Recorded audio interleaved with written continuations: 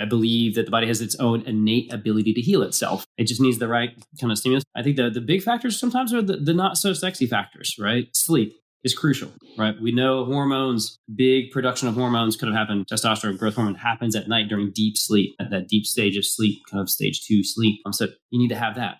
Hey, it's Rocky. Welcome to Richer Soul. Today's guest is William Haas, who helps you to live longer and stronger.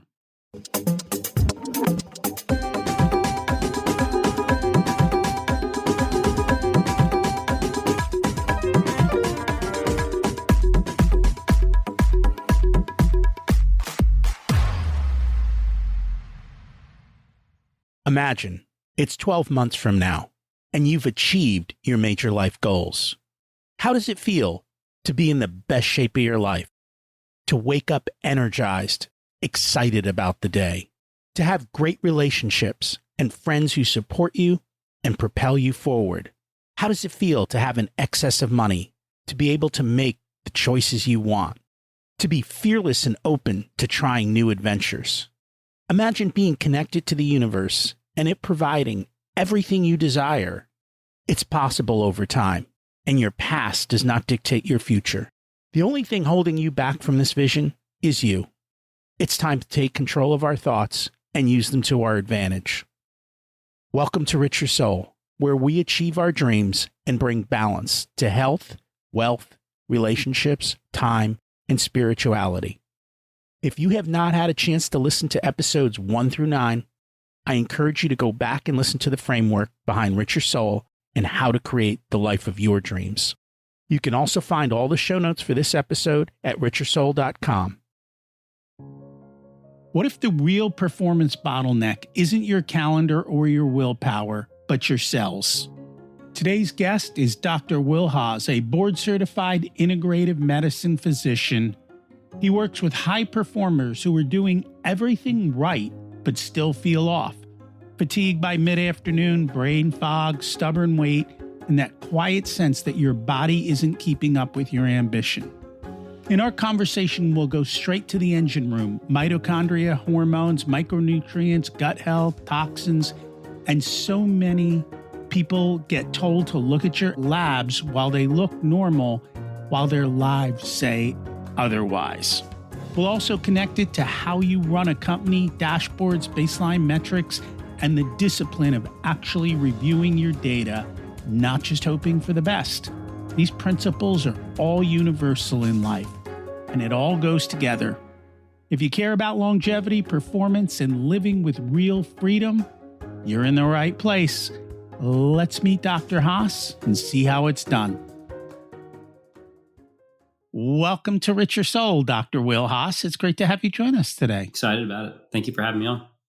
I'm excited too. We always like to start at the beginning. What was it like when you were growing up, and how much did your school and family teach you about money? School? Probably not a whole lot. Family? Definitely came from a first generation educated family, right? So both my parents were the first to go to college. And I think that left a pretty indelible mark on thinking about success, career, and money. That kind of generation, I think success was go do a profession, right? Do one of the quote professions. So it was doctor, lawyer, dentist professions. And so I think being the firstborn son, they're like, why don't you go be a doctor? So there was definitely a lot of pressure around that, right? They wanted to, ensure that I had a better upbringing, and I was afforded more opportunities than they were. Their parents definitely worked very hard to ensure they got to college, and they wanted to ensure that I got to go even further than they did and go to kind of become one of the professions. So there was definitely a fair amount of pressure to go off to medical school and become a doctor, I would say. One story I love to share, my dad was a college professor, sociologist. And I remember kind of early high school, took out the U.S. News and World Report, opened the page to the top liberal arts colleges and said, here you go, pick one, you're going. All right. So there was a fair amount of pressure to be, quote, successful and professional. And so that was always, I think, the lens of money, which is like, if you become a doctor, right, things will be taken care of for you, right? Didn't really realize until later in life that if you wanted to make money, don't be a doctor. the world changes, right? I mean, doctors do make good money, don't but get at me the wrong. same time, They do make good money. the cost to become a doctor is very high. And then the delayed cost of earning money is also very high. By the time you get through medical school, residency, fellowship, and you actually get out, and then you have to pay back all that money. And then you get to actually make money, which is way down the line. I think I was about 38 when I made my first, kind of real paycheck, if you will, my first doctor paycheck. My brother went to go work for IBM right out of college, right? So at the age of 21, I joke, he's my older brother, right?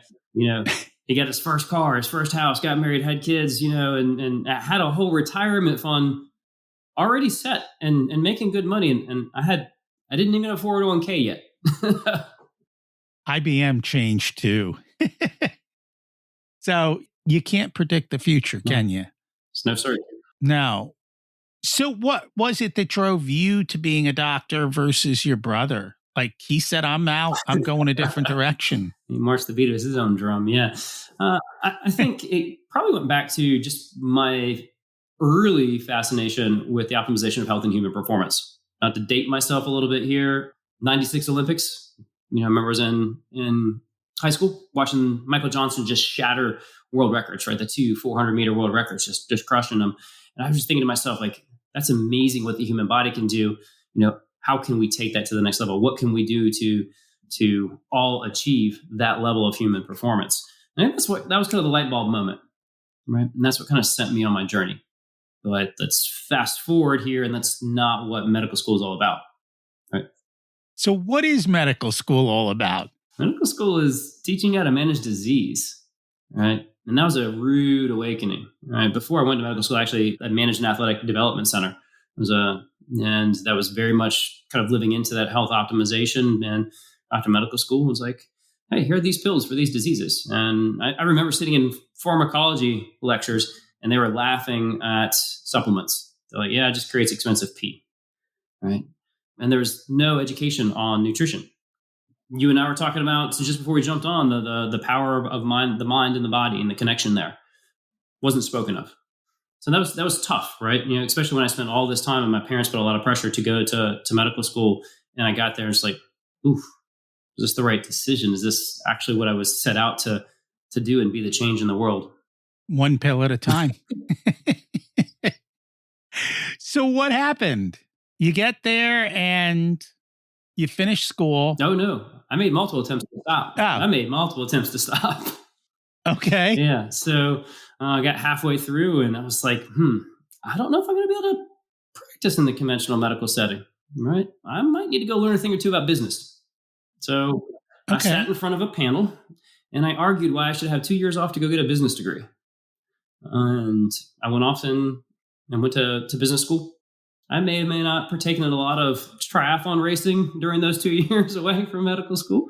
But yeah, I took some time off to start to learn a language and understand how am I going to build something, whatever it is, whenever I get done with this journey of residency. And at the time I didn't know fellowship, how am I going to create the ecosystem to be able to practice this preventative form of health optimization? You were ahead of your time in a sense, because today medicine is run by MBAs, not by doctors. And so in that sense, although that wasn't the outcome you were looking for, and it's funny because money is a taboo topic in medical school and during your fellowship and everything else, which is, I think, why so many doctors struggle financially. I mean, the reason they do well is because they make a lot, but for as much as they make, there's a whole bunch of psychological and other issues they have to deal with around money and running a business. And because they're doctors, every other industry puts a bullseye on them when it comes to making money because they know they don't know how. And so they know that they're easy targets to figure out how to make money off of them. So I'll even tell you, business school is just a language, right? There's still a lot of school of hard knocks after that business degree, kind of getting out to try to figure it out after completing it, right? fast forward, I did go back to medical school and I tried to leave again. Tried to go to like BCG and McKinsey and do some consulting instead. And, ultimately kind of found my way into it's something I had been exposed to all of my life, but really kind of said, okay, if I'm going to do this, let me explore the space of integrative medicine, right? Because this is the place that talks about prevention. This is the place that talks about food as medicine. This is the place that honors the mind-body connection and is willing to think outside the conventional tools and kind of put an emphasis on the doctor-patient relationship and pull those different tools from different healing modalities together. And so I ultimately ended up kind of moving forward and completing my medical training, but very much at a time that wasn't popular, down the path of integrative medicine with my mentor, Andrew Weil. And then did you then go into practicing that, or did you take another turn? I stayed on faculty at the University of Arizona for a little while. Bureaucracy is just not built for entrepreneurs, right? So I lasted about 18 months. And then I went and joined a medical startup in Raleigh, North Carolina, and was working to try to figure out how do I bring some more of this integrative functional medicine practice and scale it in medical practices while working in a kind of integrative concierge medical style practice. And, life twisted and turned, got married, ended up moving to Charlotte right before COVID. And so that was a wild journey. It is. That was a weird time for medicine. And that was finally when a lot of the rules got rewritten for how you could practice medicine, state borders, all of those types of things. And it brought telemedicine in, which honestly, for some things it's great, for others it isn't. But it makes it a lot easier for certain types of things. I think for the general public, it brought an awareness that there's more to the conventional medical approach, right? There was unfortunately a distrust that kind of came out of that time, right? And people really wanting to take charge of their own health, right? What can I do about my nutrition to keep me healthy? What supplements can I take to keep me healthy? So I think it really kind of changed people's approach and willingness to seek out, these integrative, functional, regenerative, whatever, buzzword you want to use, approaches and modalities. That it did. How was your health throughout all of this? Yeah. I mean, I was an athlete growing up. I was an endurance athlete. I raced semi-competitively triathlon for many years until I had to finally finish my medical degree, right? Working 100 hours a week in the hospital, you can't keep that up. But, there's one thing I think you and I you said something beforehand that kind of stuck out in my head, which is like, you're just like, there's old people that I want to look like and old people I do not want to look like, right? For me, there was like doctors I wanted to look like and doctors I didn't want to look like, right? Like, when I went into residency, it's like the worst outcome for me would be fast forward 10 years later and I'm overweight. I'm on 3 to 4 medications. All right. And I'm just kind of stressed, tired, worn out. Right. And that's what I didn't want. And so that was another time in my life I really dug into figuring out, okay, if I can figure out how to eat right and get enough sleep and manage my stress during residency when you're working 80 hours a week, then I should be able to convey some of that knowledge that I learned to my patients along the way. Hopefully, right? You learn how to get through it and you how to figure it out. I didn't actually end up having a health story in this journey. I know a lot of people a lot of doctors in this space who move in the direction of integrative functional medicine, they have a health journey or story. And I, was fortunate enough not to have a really scary one like that. I did kind of hit a wall, the proverbial entrepreneur wall in my 40s, right? I was growing and scaling my current medical practice. I had started a second business, helping other doctors do what I do. And, they say there's no good time to have, grow your family and have a child, but that was the time in life we decided to do it. And well, I tell you, fatigue hit hard, right? Even when you're doing the right things, right? So even when you're eating clean, even when you're still trying to get sleep and you're just wiped and exhausted by 2 p.m.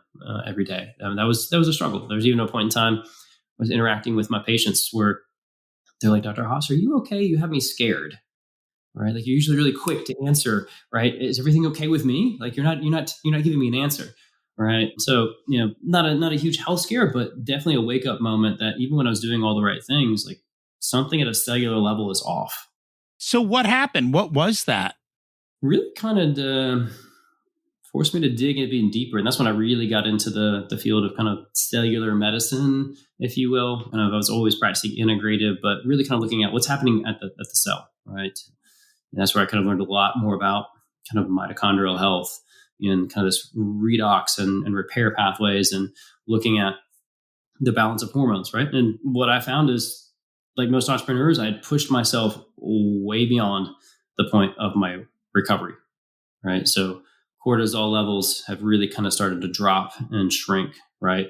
That had led to some metabolic dysregulation where I kind of early insulin resistance, not diabetes, but like insulin was kind of going off, which is why my workouts weren't leading to the same results, because I had that insulin resistance kicking in, right? Cortisol not leading to the recovery, mitochondrial health, just like kind of like had this like brain fog hanging over you despite the cups of coffee, right? And so that was a rude awakening at that point in time in my life, and kind of sent me down this journey of learning more about kind of peptides and mitochondrial health and hyperbaric oxygen and things of these nature. And we'll talk about them all. Let's start with mitochondria, because I don't think the medical profession focuses very much there. The other problem is the pharma, nobody tests any of their drugs to see what it does to mitochondria. They don't actually look at it as a endpoint or you don't see that ever listed on any of the side effects or any of the studies. Nobody's even saying, hey, what does this drug do to mitochondrial health? And so it's almost a black box area. And so you might see symptoms, but they don't know the underlying causes and what's occurring inside the body. And I think that's one of the biggest problems. So why don't we take a moment on mitochondrial health, and if you could fill us in on what some of the issues are and what some of the things that cause those problems are. Yeah, so let's kind of back up. Like mitochondria, it's the little powerhouse of our cells, right? They're what kicks out ATP, or the currency of energy in our body. And more importantly, they're kind of what allows our cells to go kind of from this kind of stressed to repaired state, right? And they can end up affecting inflammation pathways in the body, the immune system in your body, right? So they have a lot of broad impacts beyond just energy.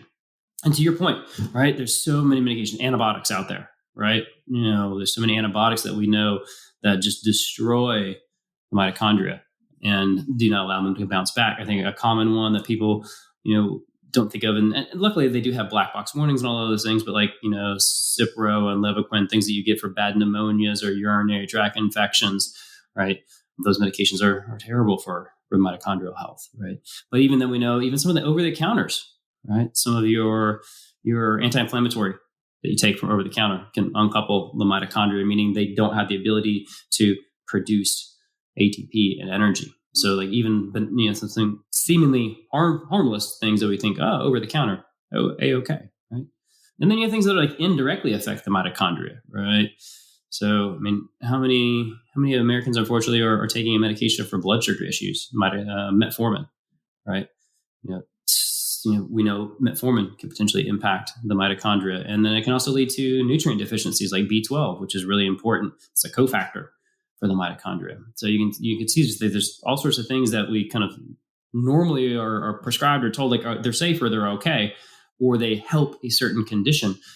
But to your point, nobody talks about what impact it's going to have on the mitochondria, and then why you wake up 3 years later, or 6 months later, and you're fatigued, or you have kind of joint pain that's not improving, or why you're gaining 10 pounds despite doing all the right things.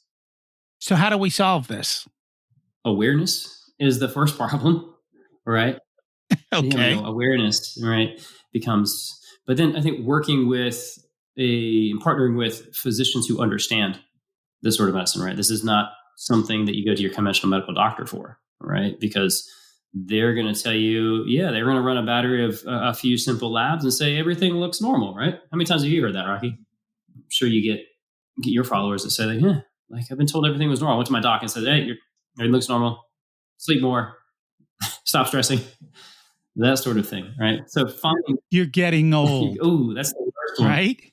Ooh, I hate that one. Yeah. Tolerate getting old. I don't believe in that word in my What did practice. you expect? Yeah, I don't believe in that word. Well, but the other thing is, I don't think the average doctor has the time to actually spend time with patients. And part B is, depending on the type of practice they run, 90% plus of their patients aren't listening to them anyway. Give me a pill, send me on my way. And it's the medical system reacting to the patient who refuses to do what the patient should do. Mm-hmm. But you probably don't deal with that because you get better patients. I'm talking the run-of-the-mill doctor in a run-of-the-mill practice. You never know what's going to pull on that thread of change, though, right? You never know when that's going to happen and what conversation. And I think you can ask better questions. You can always ask better questions as opposed to just assuming somebody wants that quick pill or quick fix. Or tap into kind of some principles of motivational interviewing that I learned in my integrative medicine pathway, which is, well, like, why is that important? Or what could life look differently for you, right? So kind of tap into those things that are actually motivating somebody's behavior and change. And that may be the domino that kind of starts where they come back and have a different conversation later. And that doesn't take very much time. That takes, a well-pointed 30 or 60-second question. So I'm not letting conventional doctors off the hook. All right. That's your place. I just, at my age, I stop trying to change people and I just go a different direction. I'm like, you know what? That's your problem now. I'm going over here and I'm going to work on that and I'm not going to worry about it anymore. Those who want to come. Those who don't, that's fine. Have a wonderful day. It's easier and it's less, it's less taxing to the mitochondria. Yes, it is. I don't have to fuss over it anymore. We give you the information, go do what you want. So what does it look like when somebody comes in? How are they usually presenting? Are they coming in healthy or are they coming in because something's wrong? Or do you get a mix of both? Mix of both. I mean, I am trained in family practice and I kind of went that direction to get into integrated medicine because I like the broad breadth. Right. I like to be kind of a jack of all trades. And so my practice represents that. And I have on one side of the spectrum, I have professional athletes, I have patients on cancer journeys, and I have the 40-year-old who comes in and said, I went to my doc and they said everything looks fine on my labs, but, I'm exhausted, I'm gaining 10 pounds, and I seem to be reacting to all the foods that I eat. Right. So, and they weren't able to give me a diagnosis of anything. So, that's kind of the spectrum that I see. So generally you have some health optimizers and you have some people who kind of feel off that maybe don't necessarily have a true medical diagnosis and then an actual real medical diagnosis. Let's take a moment just to talk about the cancer patients. Have you done much in nutrition with cancer patients? Mm-hmm. Yeah, I mean, a lot. Food as medicine is a big part of that kind of conversation. And you can take that even deeper, right? So it's just not the foods that you eat, but the timing of you eat, right? There's a lot around intermittent fasting on how intermittent fasting can kind of arrest cell cancer growth. There's a lot about how it can help chemotherapy kind of work better in the system. And, I can't tell you time and time again, patients who are undergoing chemotherapy, they tell me to go fast, they tolerate their chemo better, right? They're less wiped afterwards. So, I mean, you can't really practice in this space of longevity integrated medicine without talking about nutrition. It's funny because one of the tests for chemo is a PET scan. And a PET scan, what it's doing is it's looking to see where glucose is lighting up in the body. Give you a bunch of sugar. Right. And so what do? The chance of an oncologist telling you to cut your sugar is about non-existent. I can't say how many times patients say, like, I asked my doctor about sugar. They said, it's not an issue. Or in chemo, like, eat a bunch of ice cream. Yeah. So these are the simple things that, just common sense says, hey, if the cancer cells are eating sugar like there's no tomorrow, you might be able to starve them by not eating sugar and figuring out how to keep your blood glucose in control and starve them out. And it's amazing how that is. The other thing that they haven't really done good studies on, the chemo schedules are based on business practice. In other words, in order to give chemo, I need to be in the office 5 days, 2 days off, 5 days. So that may not actually be the best mechanism for that particular chemo and where it hits in the cell cycle and all of that. And so, but that's the easiest way to get through trials. And that's the easiest way to make a commercially viable product. So I think people need to spend more time and educate themselves if they are in that type of a situation to say, what more can I do? We're not saying don't take chemo. I'm saying what more can you do above and beyond that to improve your odds? So the person who comes in, they're doing everything right, but yet they still have issues. What does that look like? And what do you do at that point? It's usually diving deeper, right? That's going beyond, right, your cholesterol panel. That's going beyond your kidney, liver look okay, right? So you really need to, one, listen to the patient's story, right? And start to hear patterns of cellular dysfunction, and then go test for that. So in my practice, we're going a lot deeper on some of those tests, right? We're looking at gut health, right? Probably the central to everything. Food is medicine, nutrition. Well, where does all that happen? The assimilation happens in the gut, right? So that's a central key part, always looking at gut function, looking at microbiome, looking at how nutrients are getting absorbed. We're looking at the immune function and inflammation levels kind of in the gut, because that can kind of start telling us signals elsewhere, right? I'm going to look at micronutrient levels, and are there deficiencies? Because a lot of those micronutrients play into the mitochondrial health that we kind of talked about. They tie into building neurotransmitters, so mood, cognition, focus. So that's another big area, micronutrient deficiencies we're looking at. We're looking at hormonal balance. We're looking at inflammation in the body. And then one area that I think gets missed so commonly are toxins, because that is a big culprit, towards damaging mitochondrial health, right? And that can be in the form of mycotoxins or mold. That can be in the form of microplastics. That can be in the form of heavy metals. So taking a look at those things, I think, is really important, going down another layer deep. And there's a variety of tests depending on how you do them. I know there's hair tests, urine tests, blood tests, everything else that kind of comes out of that as well. And you look into it.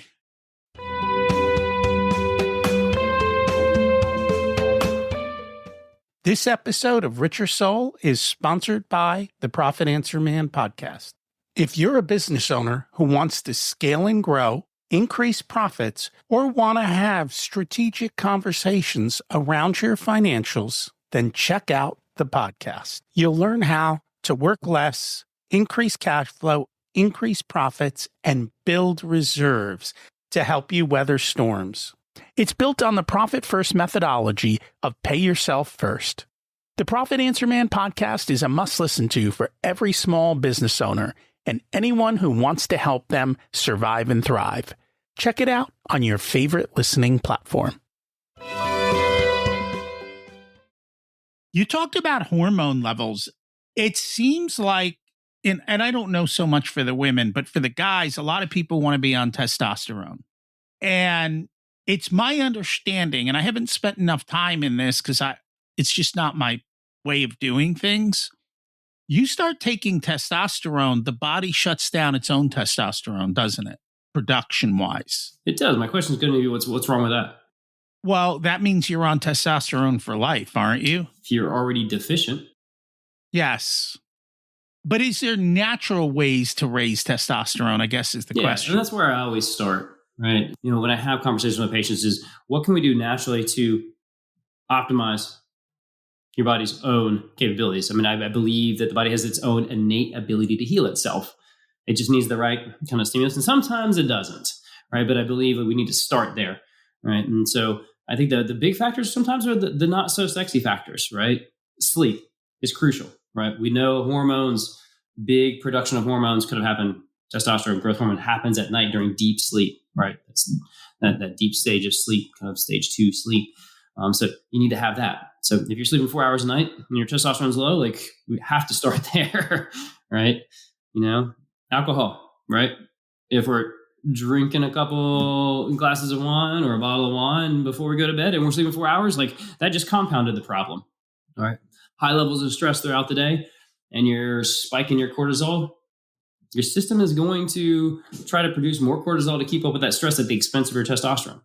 Right? We call it the cortisol steal phenomenon.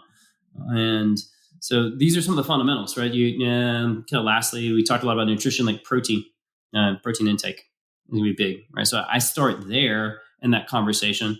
Then you can talk about, some of those micronutrient deficiencies that we spoke about earlier, right? Are boron levels in the right place?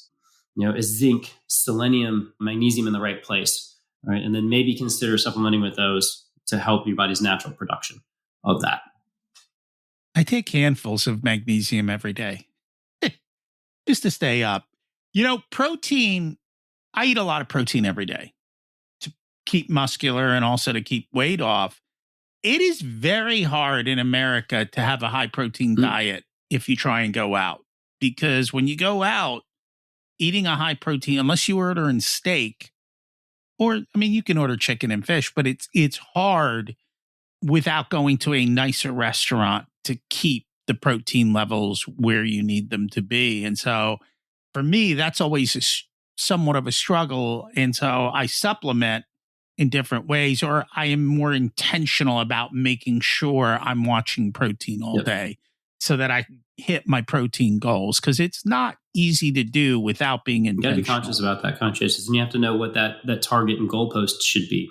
Right? We will commonly do resting metabolic rate testing on patients' RMR, looking at their actual metabolism, how many calories are their body actually burning at rest, and then using that as the benchmark to make sure that we're actually getting the right total kind of macronutrients and calories in that protein.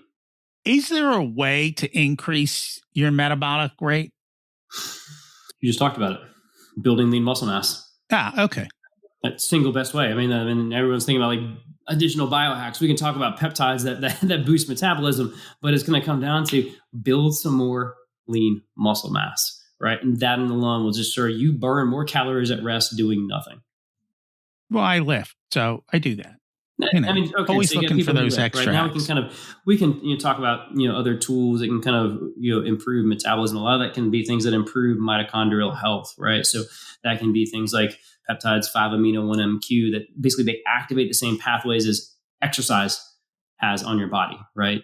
I'm not going to go too far in the weeds and the rabbit holes on that, but there are these cell signaling molecules that upregulate the same cell signaling activators that happen when you exercise and mimic that process.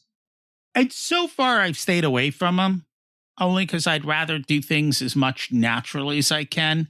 You touched on a couple things also that I wanted to talk about. One was alcohol. It seems like the tide is turning nationally on alcohol.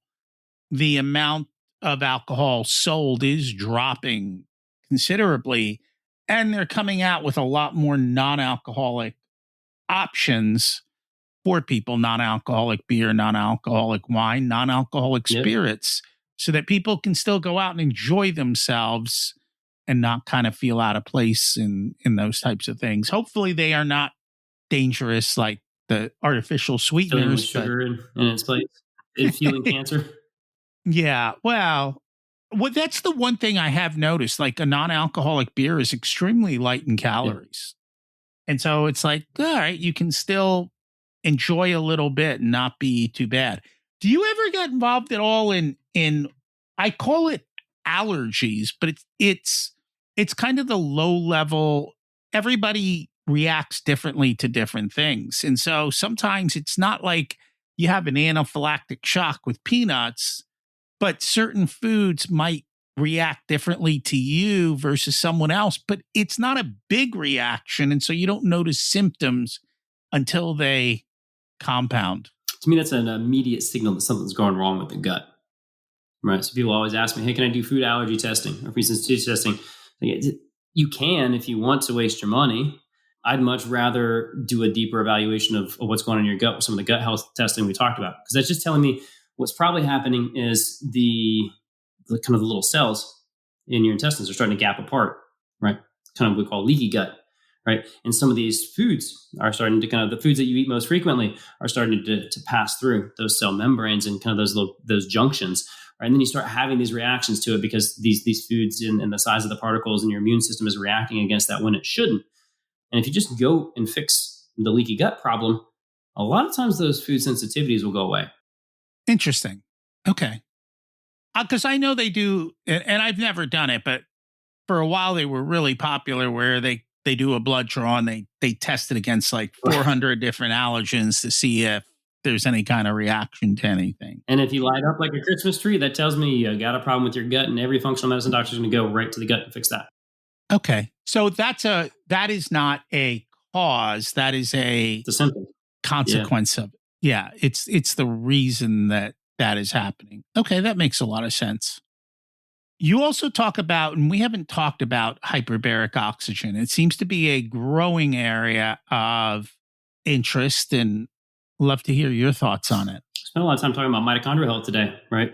And alcohol being a very potent toxin to the mitochondria, right? And so it's one of the areas I think about. You can start introducing the concept of hyperbaric oxygen because it has so many powerful benefits. It's about as natural as you can get, right? You're breathing oxygen under pressure.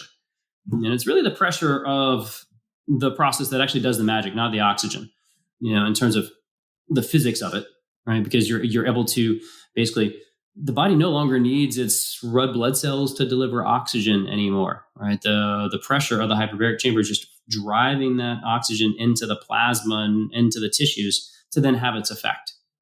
So that's, I think, the power of the actual machine and the process and the procedure. Now, in the cell, does some pretty cool things.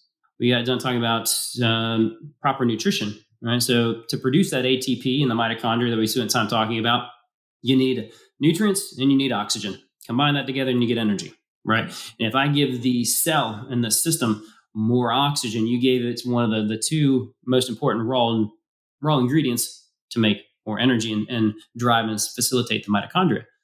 Other thing it's doing is there's kind of this concept, and you can pull me back, Rocky, if I get a little too in the weeds, but we call it the hyperoxic hyperemia response, right? So it's actually the fact that you have this relative hypoxia after the session. So you go in and you flood your cells with oxygen, and then what do? You jump out of the chamber and you get exposed to regular oxygen. Well, there's a gradient difference there, and your body perceives that as relative hypoxia, like a lack of oxygen. And that state that your body, your cells sensing that lack of oxygen kicks off this cascade of producing more antioxidants. Right? And so now it can kind of go in this kind of repair process, right? And in that same time, at the same time that's happening, you're actually activating and mobilizing your body's own stem cells, right? And the final cool thing it does is it kind of helps the process of angiogenesis or development of more blood flow to areas of injury, and kind of starts facilitating the healing and repair process through the angiogenesis and through the stem cell activation. So I'm a big fan of hyperbaric oxygen. Now, only downside is it takes time. You have to sit in the chamber for 60 to 90 minutes, and you got to do that multiple times, accumulate a lot of hours. The longevity people, the people kind of longevity seekers in my practice, that's 40 to 60 hours of accumulated time in hyperbarics, right? Now, if you're trying to optimize healing after a surgery, that can be 5 to 10 hours, and you drastically change the trajectory of healing. So a very powerful tool. Interesting. I don't think people talk about it much for healing after surgery, though, do they? That's one of the best tools that I have and indications. And then, I will commonly see patients kind of seek me out post-surgery for that specific purpose, right? And, I think that some of your surgeons, like your plastic surgeons, they're very, very in tune to this, right? And I'll get patients call up all the time and say, hey, my plastic surgeon told me I need to come here after my surgery, right? So I wish more people, more physicians, are kind of aware of the healing powers of it. I think the problem is there's only 14 FDA approved indications for hyperbaric oxygen, and they're sometimes pretty bizarre, right? How many people walk around and get carbon monoxide poisoning every day and need to jump in a hyperbaric chamber, right? So there's only 14 approved indications. So fast, rewind to our conversation, right? Most doctors are not being taught about hyperbaric oxygen, and they were probably told like, hey, there's probably only 1 or 2 reasons why you should even do hyperbarics to begin with. Does the indication matter to you, or are people just paying cash and we don't care? We always care, right? I always joke, I have my medical hat and I have my business hat, right? My medical hat always trumps my business hat, right? So you need to have a compelling reason mechanistically I don't care whether you fit into one of those 14 FDA approved indications or not, right? Right. That's what I I'm mean. not just gonna just sell you some hyperbaric chambers just to make money. I want to make sure that it aligns with the goals you're trying to accomplish when you come in. And I might tell you, like, I don't think hyperbaric toxins is the right tool for you. And I'll have those conversations all the time. A patient comes to me, he's like, hey, I heard you got a hyperbaric chamber. I really want to do 10 sessions. Well, why? And is that going to help you achieve your goal? And if it does, yes, like we bypass the insurance system, and here's the cash rate. You want a discount for doing all 10 sessions? Let's get you started. Make sure that it's safe for you as an individual and it meets your goals, and let's go. And I think that's something people need to realize is when you pay cash and you get outside the health system, the rules are different. And if there is a good reason for you to do something, then you can do it. So, for example, when my doctor talked to me, he said, your number one risk, not because of anything wrong, but because of statistics in my age, is having a heart attack. And so he's like, you're an older male. Let's prevent heart attack. So in order to do that, I need to see inside your blood vessels. Let's go get you an angiogram. The health system's going to be like, no, the insurance system's like, no. Right. And I'm like, he's like, no, just go here, tell them. And they did it.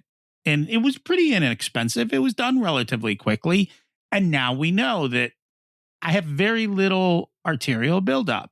So I can also then decide, what do I need to do because of that? Do I need to be high risk treatments, low risk, but I also know what's going on. So it's not like I'm living life blindly. And I know a lot of people struggle with this. Here's the deal. Either you can find out or you will find out, one way or the other. Okay.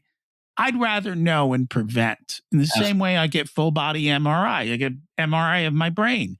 And they're like, yeah, you don't have to worry about Alzheimer's. You're clear. So I don't need to worry that I'm going to end up in a nursing home for memory care unless I get hit or something. But it allows me to make better life choices, better planning choices, and everything else. And had some of those things been negative or positive, then I could have changed the way that I look at my health and make other lifestyle choices and risk factors. And I think that's the key. But if you're staying in the traditional health system, no one's going to talk to you about this. You've got to find your way into a place or with a physician that will have these types of conversations where you're going to go deep. You just landed on it. Like I kind of wanted to see where this conversation, that part of the conversation is going to land, but I think it's that conversation with a professional, a physician who understands this, right? I think one of the alarming things that I have around the direct-to-consumer movement in healthcare is there's not a partner involved sometimes, a knowledgeable partner, right? Because what happens if you went and got that full-body MRI and something lit up in your brain, right? And then you didn't have a knowledgeable partner to be able to kind of have a conversation like, what do we do with that? How much real risk is there? And building a plan out of that. So I think it's clutch that you do have a fantastic physician on your side, helping you guide and make these decisions and interpret the results along the way. The other half of that is also having a baseline. Because then the question is 5 years from now, if something happens, well, has that been there? Like, so in other words, when I did my angiogram, they're like, yeah, you have a little bit of arterial plaque. No idea how long it's been there, right? It could be from my younger days of being bad. It could be from something else. But now I have a baseline. So if I go in a few years and it hasn't changed, then I know that, hey, I'm stable. Things are good. If it starts to change, then I know something's getting worse and maybe I need to change the way I'm doing something, or we need to get more aggressive, or we need to figure out what has changed along those lines. So having those baselines, I think, is also super helpful. Agreed. I find most people don't show up when they're healthy. They wait till they're sick before they're actually willing to take action. And then the second half is the moment they get semi-decent, they stop taking action. Have you noticed that, or do you attract a different type of an audience? Combination of both. Combination of both. They definitely attract an audience that are very vested into your health. You sound like you're very vested into your health, Rocky. I think one of the things that we try to do is we try to dashboard important health markers, right? So I see one of the EOS books on the back of right over your shoulder here, and they talk about KPIs, key performance indicators. They're KPIs for your health, right? And we're constantly looking at those KPIs with our patients. Like I'm always keeping my finger on a pulse of inflammation and hormone levels and micronutrients and heart rate variability and VO2 max and resting metabolic rate, right? And then we're trending those over time, right? And so individuals can start to see if they start to slip and the curve starts to change early. That keeps them, I think, kind of a little bit more engaged with that, as opposed to, yep, you get your angiogram, there's no plaque there. Like, okay, like maybe check that again in 5 years, right? There's a big time span where we kind of build our model on a quarter, right? So every quarter, like we're reevaluating our plan, benchmarking that against some clear objective diagnostic markers, and making sure we're staying on track with that plan. So you mentioned VO2 max. That is actually one of the biggest parameters of longevity, highly tied to it. How do you normally go? Because measuring VO2 max, I mean, I can do it with my Apple Watch, so to speak, but it's not the perfect result. How do you guys do VO2 max testing? Yeah, I've used multiple different devices over the course of my career. And the cool thing is the technology has really changed and advanced. I just recently picked up a device, should be shipped any moment now, where it's a completely tubeless device, right? You just kind of put on a mask and the device is kind of right in front of your face. But you're basically just looking at oxygen and carbon dioxide exchange during exercise, right? And your body's ability to take in oxygen, kind of utilize that, spit out carbon dioxide is kind of a crude way of thinking about how VO2 max is measured, right? And you're absolutely right. Biggest key marker to longevity and the lower VO2 max showing increase for morbidity and mortality. And yet it doesn't seem to be talked about. Is it because increasing VO2 max takes work? That's hard. It's not fun, right? That's your interval training, right? Your high intensity interval training, right? Does take a lot of work. But we do know, even without doing intervals, just doing more resistance exercise and putting more lean muscle mass, like we talked about earlier in our conversation, that will help move the needle on VO2 max. You do have to train the cardiovascular system to a degree, but there are many ways to kind of improve that VO2 max, but it does require putting in some work. What do you like to see as far as, is there a particular number that I know it's age-based to some extent, but for older gender-based people. And then there's a strong genetic component, right? We're not all built like Lance Armstrong, right? So we don't all have a VO2 max of 70 or above, right? You look at all the cyclists in the Tour de France, their VO2 max is kind of 70 plus, or sitting in the high 60s, right? Whereas you may have, a shot putter or a discus thrower in the Olympics, like their VO2 max may not be that high. And that's all kind of the reason why they operate and perform differently as an athlete. But I'm looking at the delta change of that, right? So to your earlier point, baseline, get the VO2 baseline, and if you're really low, right, in 30 or 40, like we have to work hard to kind of push that up into the 50s, right? So it's really looking at the relative change. So if someone has a lower VO2 max and they're older, how do you get it up to 50s? Yeah, a lot of the stuff that we talked about in terms of improving mitochondrial health, building that lean muscle mass, right? Doing the resistance exercise training, fueling with adequate protein, right? Getting enough sleep and recovery. So hormone levels are balanced to then facilitate their growth of that lean muscle mass, which then further supports VO2 max, right? So it's, to be honest, just being diligent about doing a lot of the things that we have discussed already today.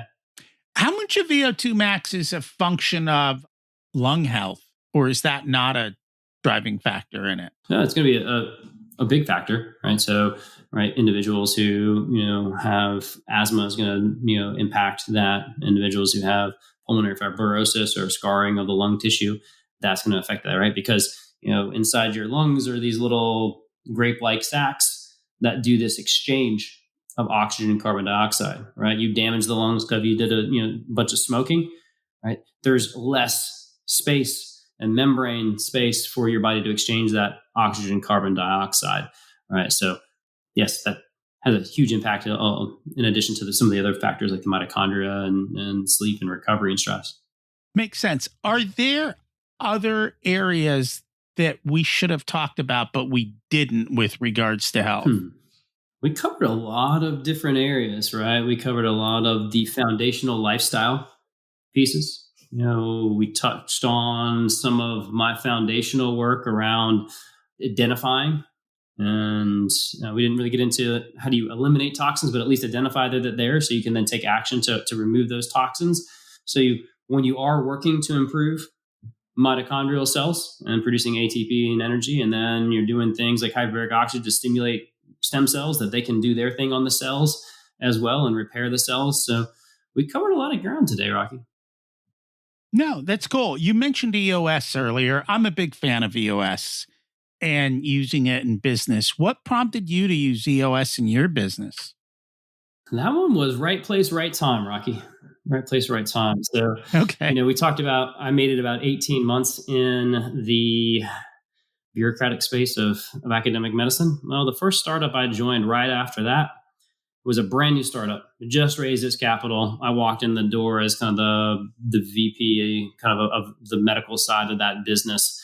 And they had the foresight to hire an EOS implementer.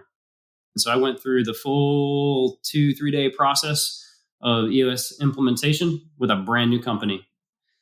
And I was thinking to myself, like, if I had to run a business, this is how you do it, and it's done right from day one. So every business since that time, I've implemented the EOS process, right? I've kind of on my fourth startup since then. And every single one of them, we use that process. And I just find it so helpful. I just find for a lot of businesses, it's like saying diet and exercise, right? Nobody wants to hear it. But when you do things right, life is really good. And in the same way, in business, when you build the systems and the structures, the processes work well and life is pretty good. But the moment you start missing your level 10 meetings and you go off the rails on those is when things, the health of the business start to deteriorate, right? Just like you stop missing a couple good exercise, sessions, and you start, skipping a couple good meals, things start to go off rails on your health as well. Same thing applies in business. Absolutely true. And today, more than ever, I think it is easier than ever to track things even on your own with devices and so forth and get an idea of what's going on and then being able to share the data, look at the data, and then have that expert that you also work with to do the internal data and looking at it all together to notice when things are going off the rails. And at that point, especially with things like cancer or cardiovascular, you catch them early, it's easier to treat. And unfortunately, for a lot of cancers, people don't find out till way, way too late. And at which point, it's almost impossible to do anything about it. Or it's a lot harder to do something, depending on how advanced it is at the time. You can't tap into your body's innate and healing systems at that point in time. Yeah, I'm always amazed at how far cancer can get before people notice. Or maybe they're just don't want to deal with it. I don't know. A lot of us aren't tuned into our bodies, right? We're not tuned into, how it feels to actually feel healthy. How do you help people, or what do you suggest for people to be able to better tune into their body? I think one of the most powerful ways that I've ever seen patients really clue in is going through the process of doing an elimination diet. Right. And a form of elimination that got really popular about 5-10 years ago was the Whole30. Right. And that was just another take on an elimination diet. Right. And I think if you're willing to be committed for a period of time, 3-4 weeks of really trying to clean things up, during that process, you're doing a lot of healing to the gut that we talked about earlier. Right. And then you start throwing in things back into the system that aren't good, that create toxins for the gut. You start to feel that right away, right? And that shows up as some of those sensitivities to food that we talked about earlier, right? Like, you go without gluten for a while and then you decide to throw gluten back in. Most people are going to say they feel that, right? And they feel that in the form of more fatigue or brain fog or joint pain, more abdominal pains. So it's a real approachable, inexpensive way of kind of becoming in tune with your body, especially when you do that reintroduction period and you add stuff in there that's not agreeable to the body. I like it. Great ideas.